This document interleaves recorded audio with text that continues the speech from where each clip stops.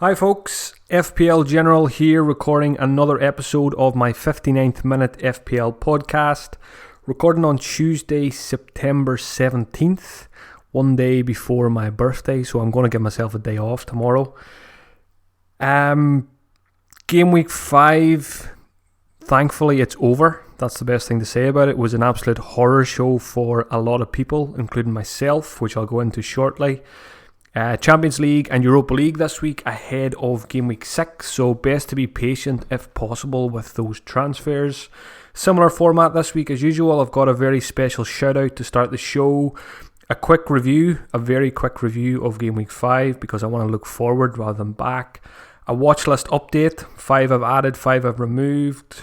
Answer questions from Twitter and finish with Game Week 6 captaincy and transfer thoughts. So getting straight into it. Daniel Ceballos Fernandez, welcome to the 59th Minute Club. Grab yourself a margarita and say hello to Ross Barkley and Eric Lamela. So Ceballos, he got a 60th minute substitution a couple of weeks ago, and then on Sunday I was very happy to see him get hauled off in the 59th minute to miss out on that extra FPL point.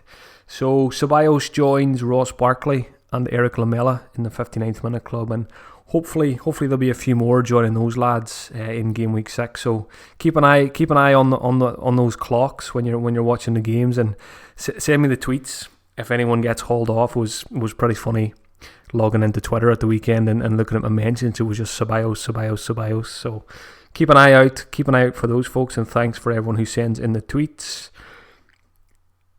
A quick review of Game Week 5 for me. Going into the game week, I had 2 free transfers. I got rid of Jota, replaced him with Ashley Barnes. Didn't work out too well initially, but hopefully Barnes will do well over the next couple of weeks. I think he's got Norwich this weekend, so there should be some joy there.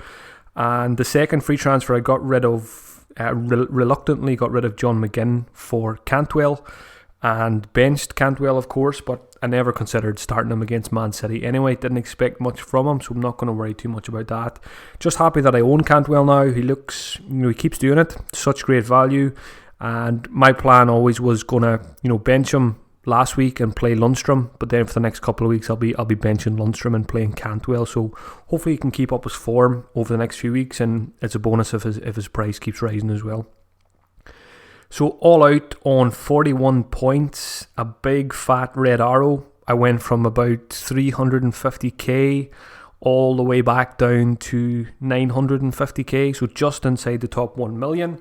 Not worried about that whatsoever, as I keep saying to people and tweeting. It's mid-September, May 17th, 2020 is a lifetime away. We've got 33 game weeks to get those green arrows and climb the rankings.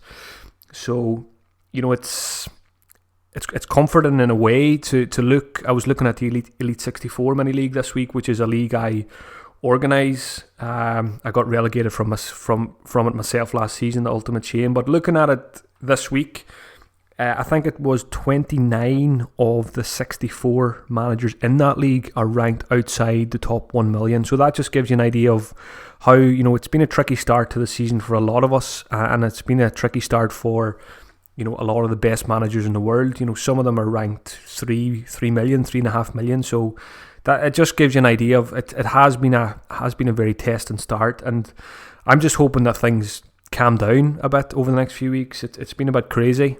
So many options delivering. If you miss quite a few of them, you're slipping down the rankings already. Captaincy's been a nightmare. Last season there was managers who went 16, 17, 18 game weeks getting the captaincy, nailing it every week. And 5 game weeks in, I haven't had it properly yet. I've been getting points from it, but I've between Salah and Sterling, I've made the wrong call every week so far. So hopefully game week 6 that will change, because it's getting very frustrating. Captaincy is such a huge part of the game, and that's part of the reason why I'm not too worried yet, because once I start hitting those captaincies, I'll start flying up the ranking. So I'm not worried at all. With that, you've got to keep making logical decisions, and hopefully logic starts to be rewarded. in terms of Game Week 5, 41 points, bit of a disaster. Sterling blank again as captain. The only players who took in points for me were Robertson, Salah, and God bless Timu Pukki. Without Pukki, it would have been absolutely atrocious. So long may he continue to deliver the points. Hashtag never bench Pukki.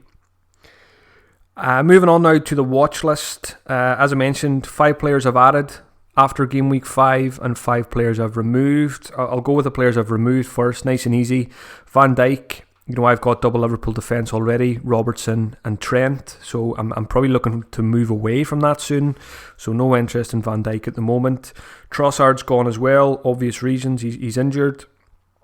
Harry Kane is gone from the watch list as well. I was out on Saturday during the day. I watched the Man City game in the afternoon, and then my wife dragged me to the shops.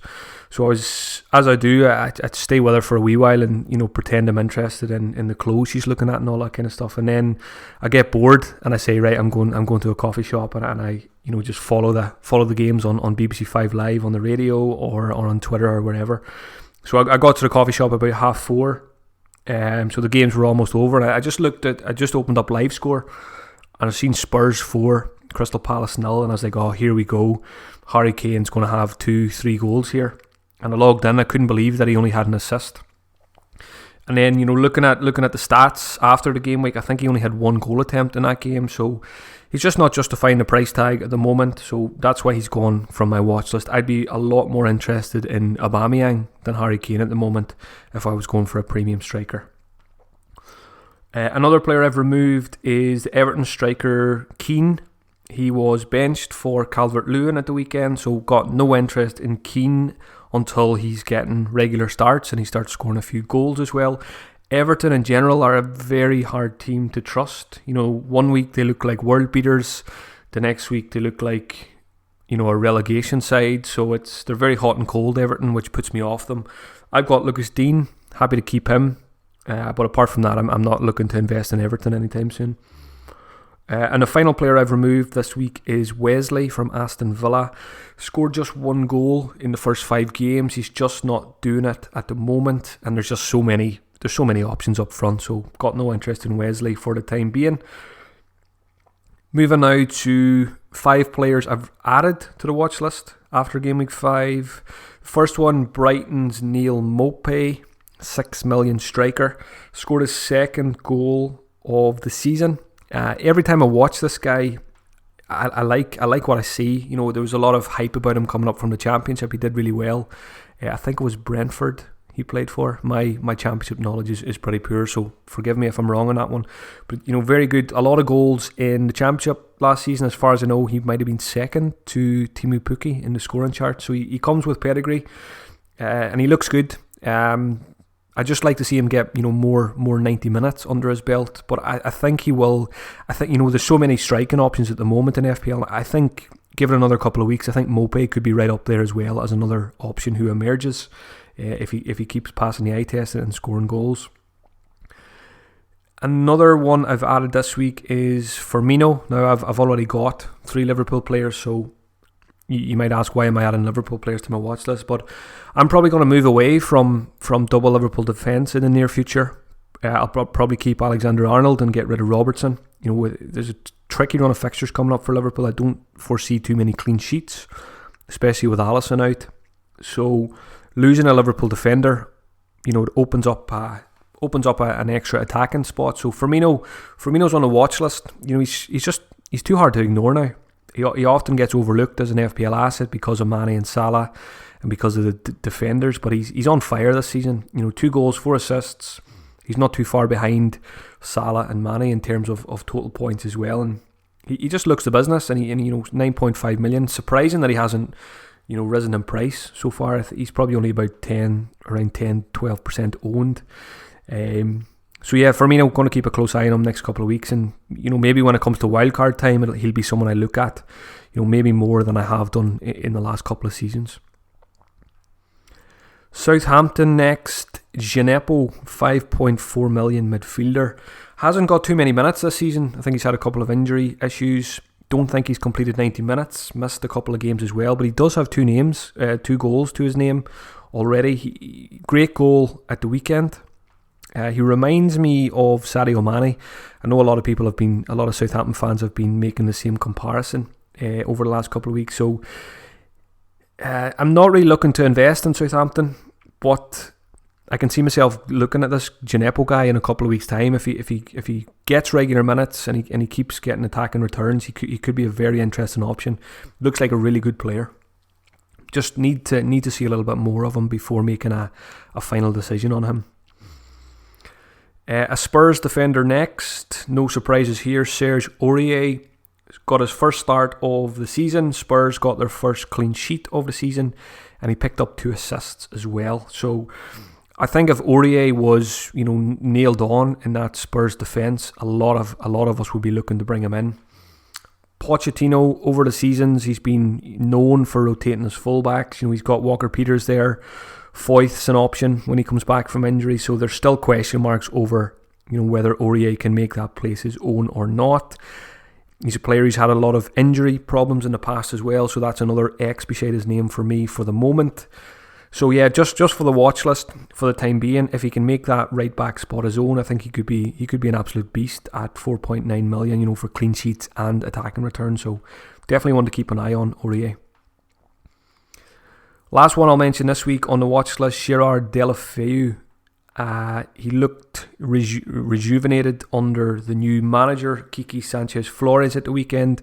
Unbelievable stats from that Arsenal-Watford game. I think Watford had 31 goal attempts. Arsenal had something like 7.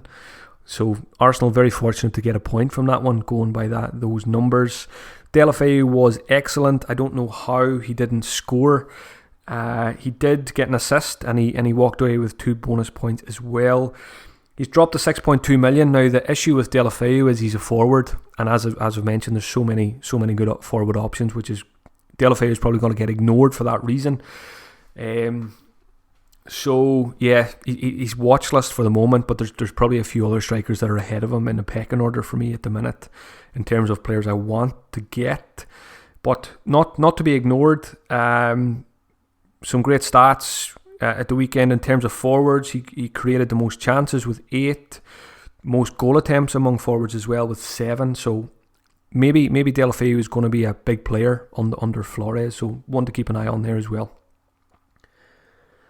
Moving on now to the Twitter questions. Thanks to everyone who sent them in. I've picked out some of the best ones here that cover some of the main talking points this week.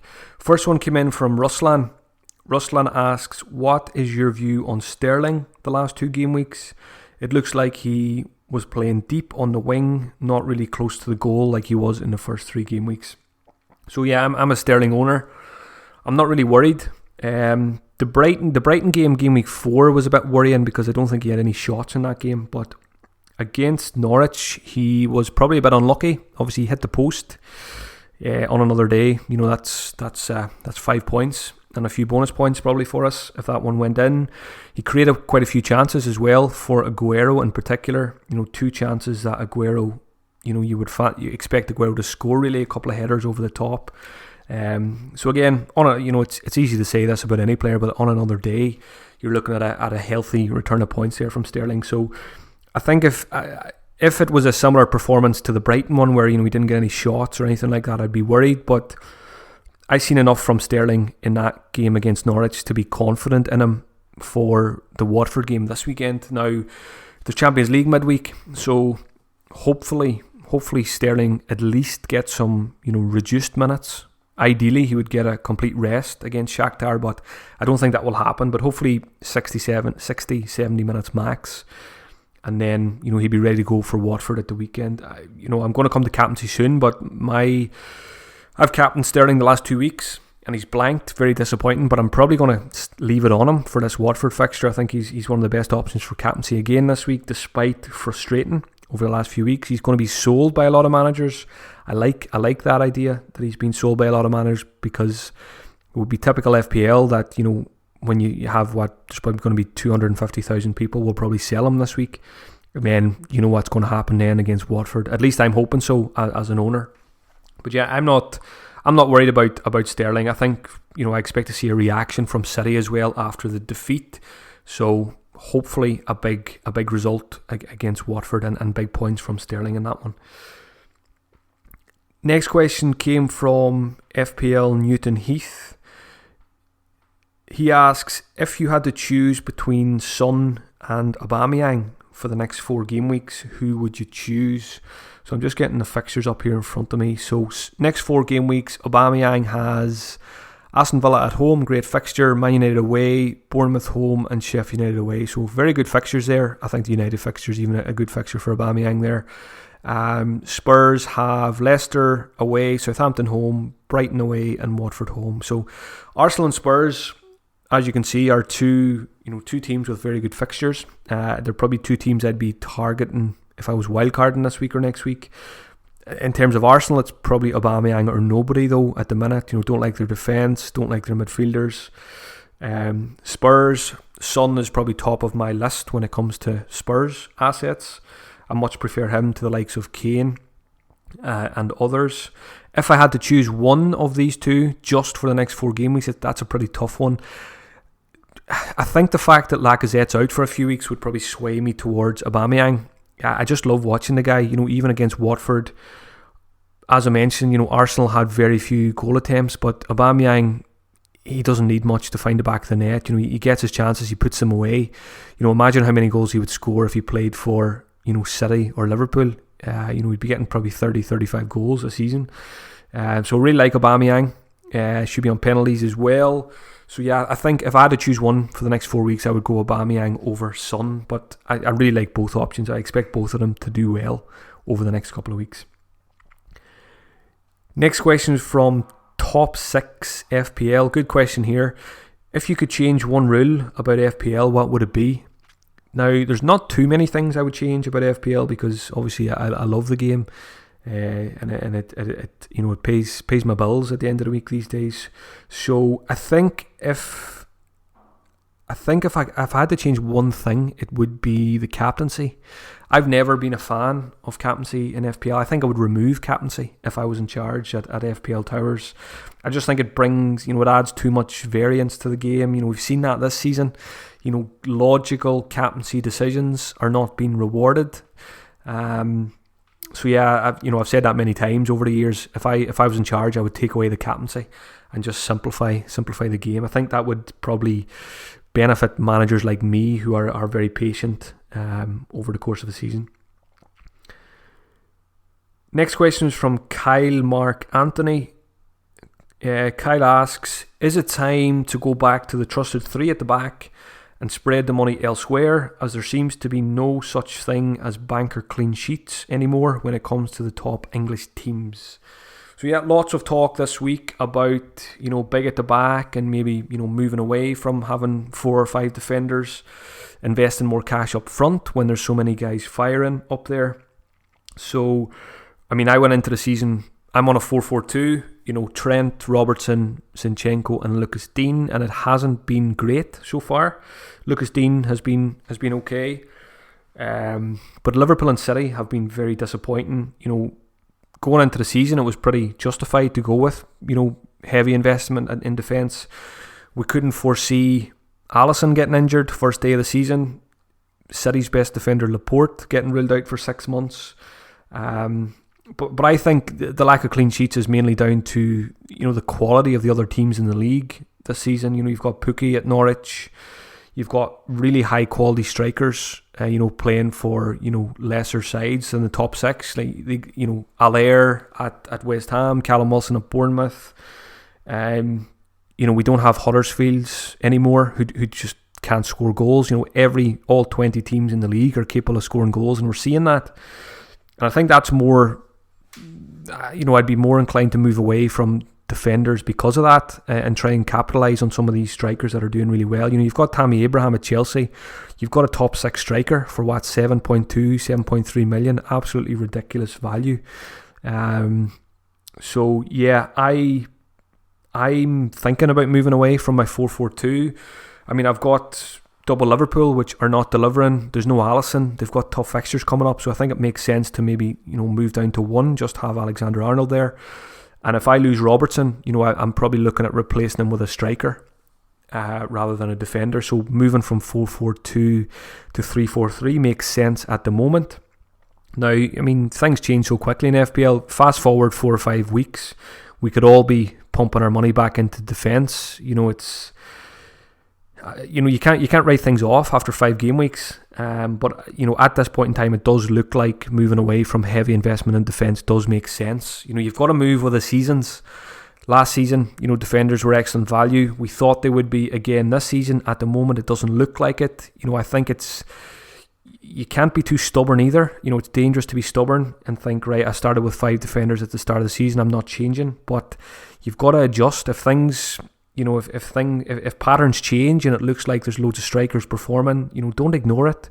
Don't be too stubborn either. If you've got 5 defenders, don't be stuck in your ways and think, right, I'm going to do this for 38 game weeks, because that can be to your detriment. You've got to be open. You've got to be flexible. You've got to, if a strategy is not working, you've got to be open to maybe going in a different direction. So one of the most important things in FPL is not to be stubborn. So be open to all things, even if it means going against your beliefs that you went into the season with. You've got to, every season's different. You've got to move with the times. So yeah, is it time to move to a more of a 3 at the back? I think it probably is at this point in time. You're probably thinking, well, I'm thinking at least you're probably looking at Alexander-Arnold, Lucas Digne, and somebody else. Now, I've got Zinchenko. I think Mendy will cause me a headache very soon. The question is then, where else do you go for defenders? I've got a watch list of about 30 players, and I think I've only got 4 defenders on it. And even those 4, it's the likes of maybe Aurier, Mings, Soyuncu. They don't fill me with excitement. There's just a real lack of defenders that you can trust this season. And that's another reason why I'm probably just going to go with 3 in the near future.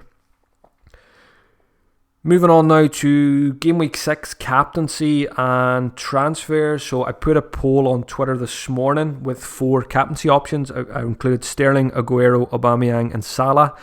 If Twitter allowed me to add more, I would have put in De Bruyne and Mane there as well. So the 4 I did put up, Sterling came out, there was about 3,000 votes.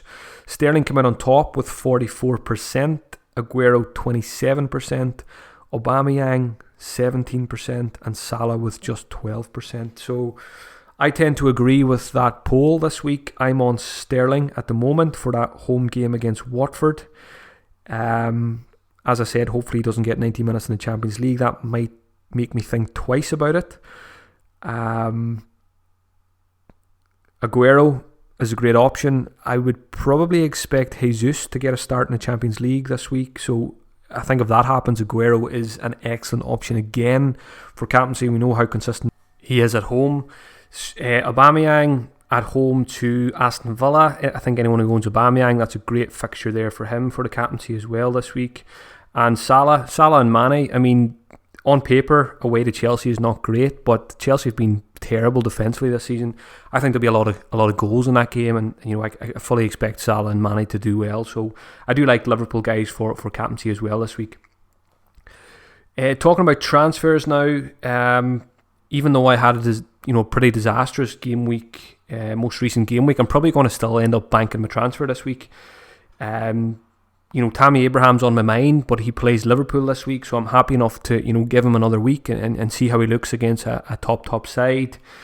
So the idea would be bank a transfer this week and then use 2 free transfers to move from 4-4-2 to 3-4-3 for game week 7. So that would probably be losing Robertson, probably for a 4 million defender around that price, just for bench fodder, and then replacing Greenwood with someone like Tammy, Allaire or Callum Wilson. So it'll give me another game week to assess those guys and decide which one I want to go for. So that's my current thinking. Bank the transfer, but again, it's only Tuesday. A lot can change. Champions League, Europa League, injuries, anything. So we'll see what happens over the next couple of days in those European fixtures. I think that's most things covered ahead of game week 6. If you want to hear more from me, I recorded a Patreon exclusive podcast yesterday which covers the 4 games I watched at the weekend. I watched the 2 games on Saturday and I watched the 2 games on Sunday, and then I recorded a 30-minute podcast with my thoughts on the eye test on those ones and some stats thrown in as well. Patreon.com/FPL General for more information on that, or just send me a message or an email, and I can answer any questions you have about Patreon. Recorded a Fantasy Weekly podcast with James and Holly as well this week. It'll be available on Wednesday at 2 p.m. Be sure to check that one out.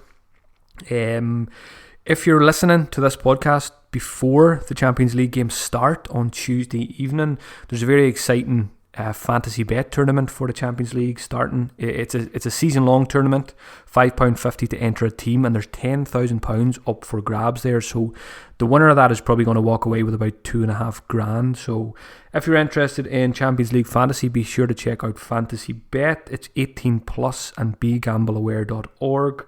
Any questions you have about Fantasy Bet, feel free to send me a message as well, and I can answer those for you.